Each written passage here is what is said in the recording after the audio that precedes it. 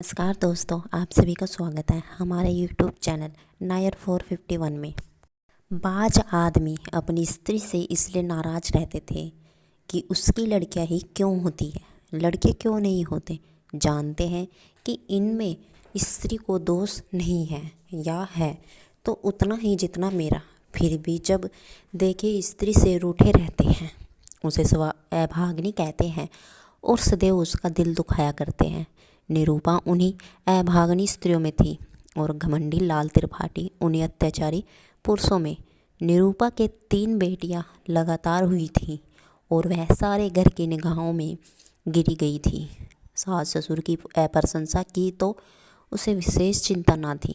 वह पुराने जमाने के लोग थे जब लड़कियां गर्दन का बोझ और पूर्ण जन्मों का पाप समझी जाती थी।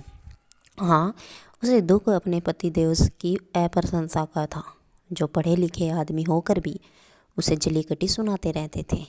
प्यार करना तो दूर रहा, निरूपा से सीधे मुंह बात ना करते थे। कई कई दिनों तक घर ही में ना आते और आते तो कुछ इस तरह खींचे तने हुए रहते कि निरूपा थर थर काँपती रहती थी। कहीं गरज ना उठे। घर में धन का अभाव न था, पर निरूपा को कभी यह एहसास ना होता था कि किसी सामान्य वस्तु की इच्छा भी प्रकट कर सके।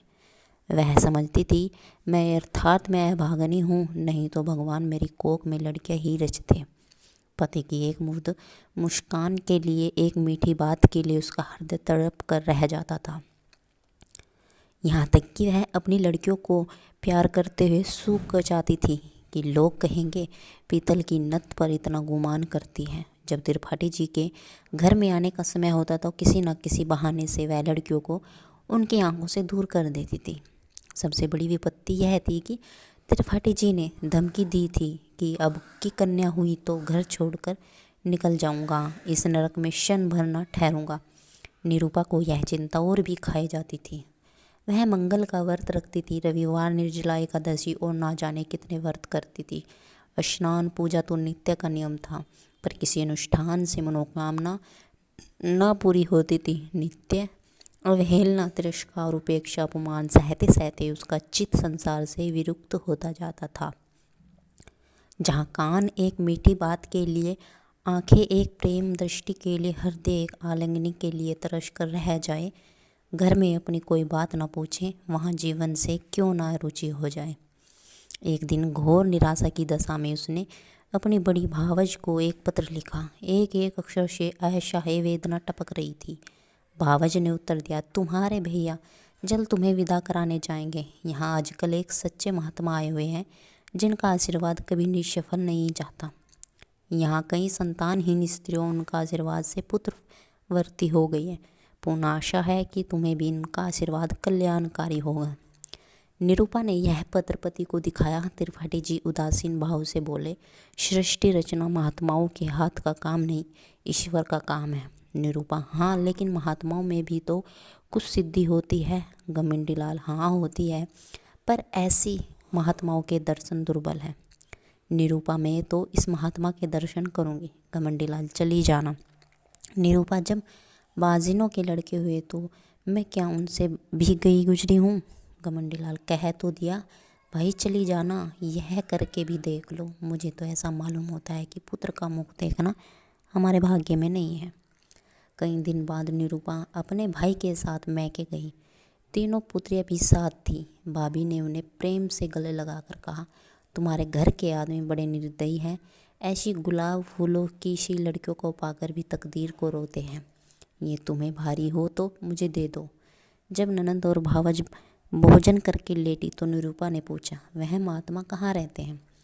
भावज, ऐसी जल्दी क्या, बता दूंगी। निरूपा, हाँ, नगीच ही ना। भावज, बहुत नगीच, जब कहोगी उन्हें बुला दूंगी। निरूपा, तो क्या तुम लोगों पर बहुत प्रसन्न हैं। भावज, दोनों वक्त यही भोजन करते हैं, यहीं रहते हैं। निरूपा, जब घर की वेद में तो मरिए क्यों, आज मुझे उनके दर्शन करा देना। भावज, बेट क्या दोगी। निरूपा, मैं किस लायक हूँ। भावज, अपनी सबसे छोटी लड़की दे देना। निरूपा, चलो गाली देती हूँ। भावज, अच्छा यह ना सही, एक बार उन्हें प्रेम लिगन कर देना।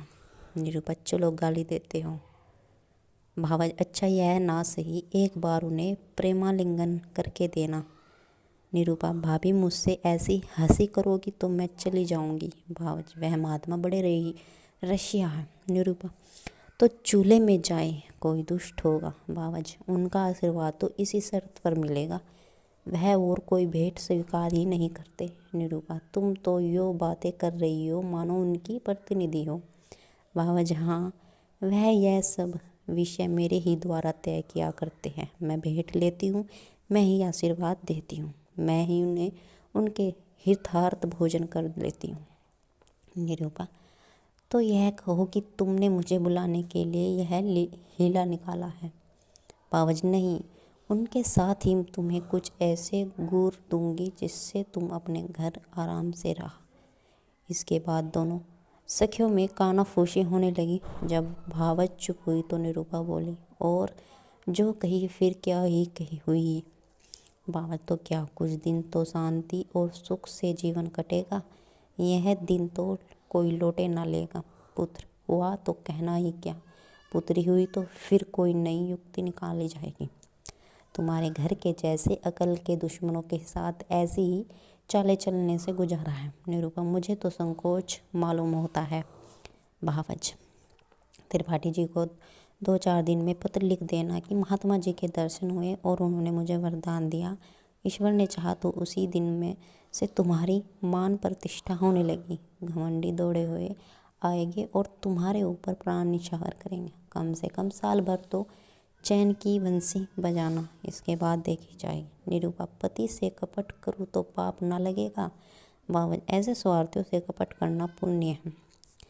3-4 महीने के बाद निरूपा अपने घर आई। घमंडी लाल उसे विदा कराने गए। सलहज ने महात्मा जी का रंग और भी चोखा कर दिया। बोली ऐसा तो किसी को देखा नहीं कि इस महात्मा जी ने वरदान दिया हो और वह पूरा ना हो गया हो। हाँ, जिसका भाग्य फूट जाए उसे कोई क्या कर सकता है। घमंडी लाल प्रत्यक्ष तो वरदान और आशीर्वाद की उपेक्षा ही करते रहे। इन बातों पर विश्वास करना आजकल संकोचजनक मालूम होता है, पर उनके दिल पर असर जरूर हुआ। निरूपा की खातिरदारियाँ होनी शुरू हुई। जब वह गर्भवती हुई तो सबके दिलों में नई नई आशाएं लेने लगी। सास जो उठते गाली और बैठते व्यंग से बातें करती थी, अब उसे पान की तरह फेरती, बेटी तुम रहने दो, मैं ही रसोई बना लूँगी, तुम्हारा सिर दुखने लगेगा। कभी निरूपा कलशे का पानी या चारपाई उठाने लगती तो सास दौड़ती, बहू रहने दो, मैं आती हूँ, तुम कोई भारी चीज़ मत उठाना। लड़कियों की बात और होती है, उन पर किसी बात का असर नहीं होता। लड़के तो गर्भ ही में मान करने लगते हैं। अब निरूपा के लिए दूध का उठोना किया गया जिससे बालक पुष्ट और गोरा हो। घमंडी वस्त्रभूषणों पर उतारू हो गए, हर महीने एक ना एक नई चीज़ लाते। निरूपा का जीवन इतना सुखमय कभी न था। उस समय भी नहीं जब नवेली वधू थी।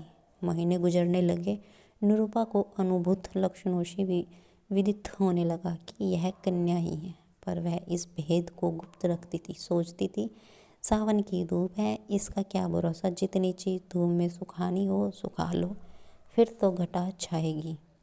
बात बात पर बिगड़ती, वह कभी इतनी मानसिला नाती, पर घर में कोई चूं तक ना करता कि कहीं बहू का दिल ना दुखे, नहीं बालक को कष्ट होगा। कभी कभी निरूपा केवल घर वालों को जलाने के लिए अनुष्ठान करती, उसे उन्हें जलाने में मज़ा आता था। मैं सोचती थी तुम स्वार्थियों को जितना जलाओ उतना अच्छा है। तुम मेरा आदर इसलिए करते हो ना कि मैं बच्चा जन गई जो तुम्हारे कुल का नाम चलाएगा, मैं कुछ नहीं हूँ। बालक ही सब कुछ है, मेरा अपना कोई महत्व नहीं है, जो कुछ है वह बालक के नाते। यह मेरे पति हैं, पहले इन्हें मुझसे कितना प्रेम था, तब इतने संचार लोलुप ना हुए थे। अब इनका प्रेम केवल स्वार्थ का व्यंग है। मैं भी पशु हूँ जिसे दूध के लिए चारा पानी दिया जाता है। खैर यही सही है। इस वक्त तो तुम मेरे काबू में आए हो, जितने गहने बन सके बनवा लूँ, इन्हें तो छीन ना लोगे। इस तरह 10 महीने पूरे हो गए। निरूपा की दोनों नंदे ससुराल से बुलाई गई। बच्चे के लिए पहले ही सोने के गहने बनवा लिए गए। दूध के लिए एक सुंदर दुधार गाय मोल ले ली गई।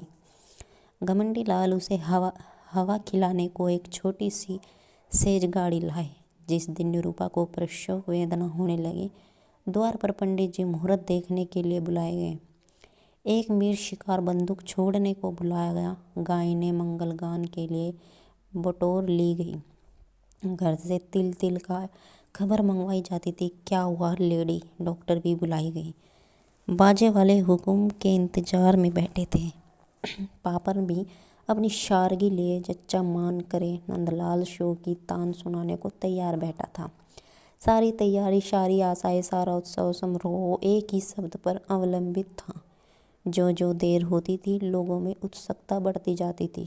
घमंडी लाल अपने मनोभावों को छिपाने के लिए एक समाचार पत्र देख रहे थे। मानो उन्हें लड़का या लड़की दोनों ही बराबर है। मगर उनके बूढ़े पिताजी इतने सावधान ना थे। उनकी पीछे खिली जाती थी। हंस हंस कर सबसे बात कर रहे थे और पैसों की एक थाली को बार बार उछालते थे। मीर शिकार ने कहा, मालिक से अब की पगड़ी दुपट्टा लूँगा। पिताजी ने खिलकर कहा, अबे कितनी पगड़ियाँ लेगा? इतनी बेभाव की दूंगा कि सर के बाल गंजे हो जाएंगे। पामर बोला, सरकार अब की कुछ जीविका लूँ। पिताजी खिलकर बोले, अबे कितनी खाएगा? खिला खिला कर पेट फाड़ दूंगा। सहसा मेहरी घर में से निकली। कुछ घबराई सी थी वह, अभी कुछ बोल भी ना पाई थी। मीर शिकार ने बंदूक फेर कर ही तो दी बंदूक छूटनी थी कि रोशन चौकी की तान भी छिड़ गई। पामर भी कमर कसकर नाचने को खड़ा हो गया। मेहरी, अरे तुम सब के सब भंग खा गए हो क्या? मीर शिकार, क्या हुआ? मेहरी, हुआ क्या? लड़की तो फिर हुई। पिताजी, लड़की हुई है? यह कहते कहते वह कमर थाम कर बैठ गए, मानो वर्ज गिरा पड़ा। घमंडी लाल कमरे से निकल आए और बोले, जाकर लेडी डॉक्टर से तो पूछ, अच्छी तरह देख ना ले? देखा सुना चल खड़ी हुई मेहरी, बाबूजी मैंने तो आंखें देखा है। घमंडी लाल, कन्या ही है।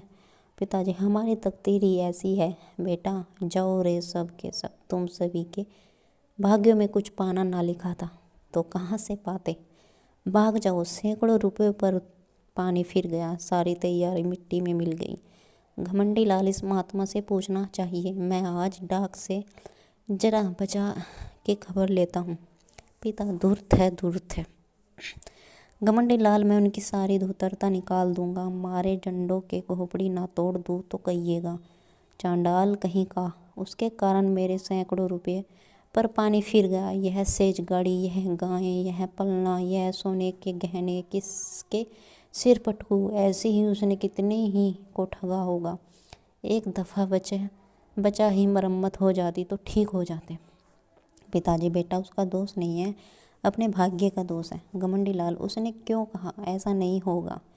औरतों से इस पाखंड के लिए कितने ही रुपए ऐंठे होंगे। वह सब उन्हें उगलना पड़ेगा, नहीं तो पुलिस में रपट कर दूंगा। कानून में पाखंड का भी तो दंड है। मैं पहले ही चौंका था कि हो ना हो पाखंडी है, लेकिन मेरी सलहज ना धोखा दिया। नहीं तो मैं ऐसे पाजियों के पंजे में कब आने वाला था। एक ही ईश्वर है। पिताजी, बेटा सब्र करो। ईश्वर को जो कुछ मंजूर था वह हुआ। लड़का लड़की दोनों ही ईश्वर की देन है। जहाँ 3 है और वहाँ एक और सही। पिताजी, और पुत्र में तो यह बातें होती रही। पामर, मीर शिकार आदि ने अपने अपने डंडे संभाले और अपनी राह चले। घर में मातम सा छा गया। लेडी डॉक्टर भी विदा कर दी गई। शोर से जच्चा और दाई के सिवा कोई न रहा। वृद्धा माता तो इतनी हताश हुई कि उसी वक्त हटवास खटवास लेकर पड़ी रही। जब बच्चे की बरी हो गई तो घमंडी लाल स्त्री के पास गए और सरोस भाव से बोले, फिर लड़की हो गई? निरूपा, क्या करूं, मेरा क्या बस। घमंडी लाल, उस पापी धूर्त ने बड़ा चकमा दिया। निरूपा अब क्या करे? मेरे भाग्य में ही ना होगा, नहीं तो वहाँ कितनी ही औरतें बाबा जी को रात दिन घेरे रहती थी। वह किसी से कुछ लेते तो कहीं की धूर्त है, कसम ले लो जो मैंने एक कौड़ी भी उन्हें दे दी हो। घमंडी लाल, उसने लिया या ना लिया, यहाँ तो दिवाला निकल गया। मालूम हो गया तकदीर में पुत्र नहीं लिखा है। कुल का नाम डूबना ही है तो क्या आज डूबा, क्या 10 साल बाद डूबा। अब कहीं चला जाऊंगा, गृहस्थी में कौन सा सुख रखा है। वह बहुत देर तक खड़े खड़े अपने भाग्य को रोते रहे, पर निरूपा ने सिर तक न उठाया। निरूपा ने सिर, फिर वही विपत्ति आ पड़ी, फिर वही ताने, वही अपमान, वही अनादर, वही छिल्ला लेदर। किसी को चिंता न रहती किसी को खाती पीती है या नहीं, अच्छी है या बीमार, दुखी या सुखी है। घमंडी लाल यद्यपि कहीं ना गए, पर निरूपा को यही धमकी प्राय नित्य ही मिलती रहती थी कि कई महीने यूं ही गुजर गए तो निरूपा ने फिर भावज को लिखा कि तुमने और भी मुझे विपत्ति में डाल दिया। इससे तो पहले ही भली थी, अब तो कोई बात भी नहीं पूछता कि मरती है या जीती है। अगर यही दशा रही तो स्वामी जी चाहे संन्यास ले या ना ले, लेकिन मैं संसार को अवश्य त्याग दूंगी। भाभी ये पत्र पाकर परिस्थिति समझ गई अब कि उसने निरूपा को बुलाया नहीं, जानती थी कि लोग विदा ही ना करेंगे। पति को लेकर शव्वा पहुंची। उसका नाम सुकेशी था। बड़ी मिलनसार, चतुर, विनोदशील स्त्री थी। आते ही आते निरूपा की गोद में कन्या देते देखी तो बोली, अरे क्या सास भाग्य है और क्या। सुकेशी भाग्य कैसा, इसने महात्मा जी की बातें बुला दी होगी। ऐसा तो हो ही नहीं सकता कि वह मुंह से जो कुछ कह दे वह ना हो। क्यों जी, तुमने मंगल का व्रत रखा? निरूपा बराबर एक व्रत भी ना छोड़ा। सुकेशी 5 ब्राह्मणों को मंगल के दिन भोजन कराती रही। निरूपा यह तो उन्होंने नहीं कहा था। सुकेशी तुम्हारा शिर मुझे खूब याद है, मेरे सामने उन्होंने बहुत जोर देकर कहा था। तुमने सोचा होगा ब्राह्मणों को भोजन कराने से क्या होता है। यह ना समझा कि कोई अनुष्ठान सफल नहीं होता जब तक विविधता उसका पालन ना किया जाए। सास इतने कभी इसकी चर्चा ही नहीं की, नहीं 5 क्या 10 ब्राह्मण को जिमा देती। तुम्हारे धर्म से कुछ कभी नहीं है सुकेशी, कुछ नहीं, भूल हो गई है और क्या। रानी बेटे का मुंह यूँ देखना नसीब नहीं होता, बड़े बड़े जप तप करने पड़ते हैं। तुम मंगल के व्रत ही से घबरा गई। सास है भागनी है और क्या। घमंडी लाल, ऐसे कौन सी बड़ी बात थी जो याद ना रही। वह हम लोगों को जलाना चाहती है। सास, वही तो कहूँ कि महात्मा की बात कैसे निष्फल हुई। यहाँ 7 वर्षों से तुलसी मई को दिया चढ़ाया, जब जाके बच्चे का जन्म हुआ। घमंडी लाल, इन्होंने समझा था दाल भात का कौर है। शुके जी, खैर अब जो हुआ सो हुआ, कल मंगल है, फिर व्रत रखो और अब की 7 ब्राह्मणों को जिमाओ। देखो कैसे महात्मा जी की बात नहीं पूरी होती। घमंडी लाल, व्यर्थ है, इनके किए कुछ ना होगा। सुकेशी, बाबूजी आप विद्वान समझदार होंगे यार, इतना दिल छोटा करते हैं। अभी आपकी उम्र का है, कितने पुत्र लीजिए, ना को दम ना हो जाए तो कहिएगा। सास बेटी दूध पूछ से भी किसी का मन भरा है। सुकेशी, ईश्वर ने चाहा तो आप लोगों का मन भर जाएगा, मेरा तो भर गया। घमंडी लाल, सुनती हो महारानी, अब की कोई गोल मोल मत करना, अपनी भाभी से सब ब्योर अच्छी तरह पूछ लेना। शुकेशी, आप निश्चिंत रहिए, मैं याद करा दूंगी। क्या भोजन करना होगा, कैसे रहना होगा, कैसे स्नान करना होगा, यह सब लिख दूंगी। और अम्मा जी, आज से 18 मास बाद आपसे कोई भारी इनाम लूँगी। सुकेशी, 1 सप्ताह यह रहा और निरूपा को खूब सिखा पढ़ाकर चली गई। निरूपा का एक बाल फिर चमका। घमंडी लाल अब की इतने आश्चर्यचकित से रानी हुई। सास फिर उसे पान की भांति फेरने लगी।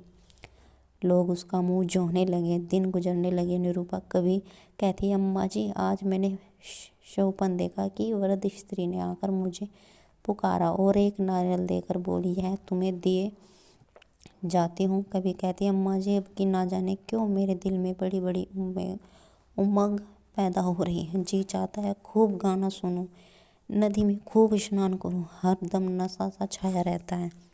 सास सुनकर मुस्कुराती और कहती, बहू ये शुभ लक्षण है।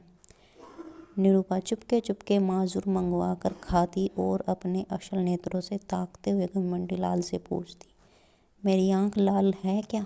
घमंडी लाल खुश होकर कहते हैं, मालूम होता है नशा चढ़ा हुआ है, ये शुभ लक्षण है। निरूपा के सुगंधों से कभी इतना प्रेम न था। फूलों के गजरों पर अब वह जान देती थी। घमंडी लाल, हम नित्य सोते समय उसे महाभारत की वीर कथाएं पढ़कर सुनाते, कभी गुरु गोविंद सिंह कीर्ति का वर्णन करते।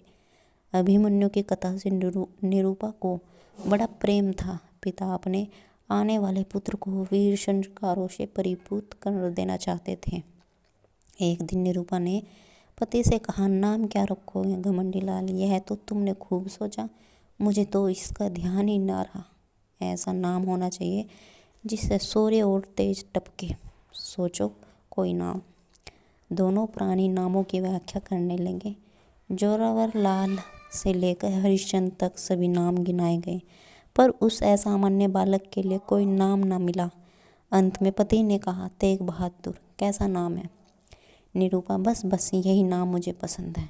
घमंडी लाल, नाम ही तो सब कुछ है। दमड़ी, छकोड़ी, जरूर, कतावरू, जिसके नाम देखो उसे भी यथा नाम था तथा गुण ही पाया। हमारे बच्चे का नाम होगा तेग बहादुर। शिवकाल आ पहुंचा। निरूपा को मालूम था कि क्या होने वाली है, लेकिन बाहर मंगलाचरण का पूरा सामान था। अब की किसी को लेस मात्र भी संदेह न था। नाच गाने का प्रबंध भी किया गया था। एक शामियाना खड़ा किया गया था और मित्रगण उसमें बैठे खुश गपियाँ कर रहे थे। हलवाई कढ़ाई से पूरियाँ और मिठाइयाँ निकाल रहा था। कई बोरे अनाज के रखे हुए थे कि शुभ समाचार पाते ही भिक्षुकों को बांटे जाए। एक क्षण का भी विलंब ना हो, इसलिए बोरों के मुंह खोल दिए गए। लेकिन निरूपा का दिल प्रतिक्षण बैठा जाता था। अब क्या होगा? 3 साल किसी तरह कौशल से कट गए और मजे से कट गए, लेकिन अब विपत्ति सिर पर मंडरा रही है। हाय, निरूपा होने पर भी यही दंड। अगर भगवान की इच्छा है कि मेरे गर्भ से कोई पुत्री ना जन्म ले तो मेरा क्या दोष? लेकिन कोई सुनता है? मैं ही अभागिन हूँ, मैं ही ताजी हूँ, मैं ही कलमुही हूँ, इसलिए ना कि परवंश हूँ। क्या होगा? अभी एक क्षण में यह सारा आनंद से शोक में डूब जाएगा। मुझ पर बौछार पड़ने लगेगी। भीतर से बाहर तक बूजी को कोसेंगे। सास ससुर का भय नहीं, लेकिन स्वामी जी शायद फिर मेरा मुंह ना देखेंगे। शायद निराश होकर घर बार त्याग दें। चारों तरफ अमंगल है, मंगल है। मैं अपने घर की, अपनी संतान की दुर्दशा देखने के लिए क्यों जीवित हूँ? कौशल बहुत हो चुका, अब उससे कोई आशा नहीं। मेरे दिल में कैसे कैसे अरमान थे। अपनी प्यारी बच्चियों का लालन पालन करती, उन्हें ब्याहती, उनके बच्चों को देखकर सुखी होती। पर हाय, यह सब अरमान झांक में मिल जाते। भगवान, तुम ही अब इनके पिता हो, तुम ही इनके रक्षक हो। मैं तो अब जाती हूँ। लेडी डॉक्टर ने कहा, वेल, फिर लड़की है। भीतर बाहर कोहराम मच गया। पिटस सी पड़ गई। घमंडी लाल ने कहा, जहन्नुम में जाए ऐसी जिंदगी, मौत भी नहीं आ जाती। उनके पिता भी बोले, भागनी है वर जाए भागनी। भिक्षुकों ने कहा, रो अपनी तकदीर को, हम कोई दूसरा द्वार देखेंगे हैं। अभी यह शोकदार शांत न होने पाया कि डॉक्टर ने कहा, माँ का हाल अच्छा नहीं है, वह अब नहीं बच सकती, उसका दिल बंद हो गया है।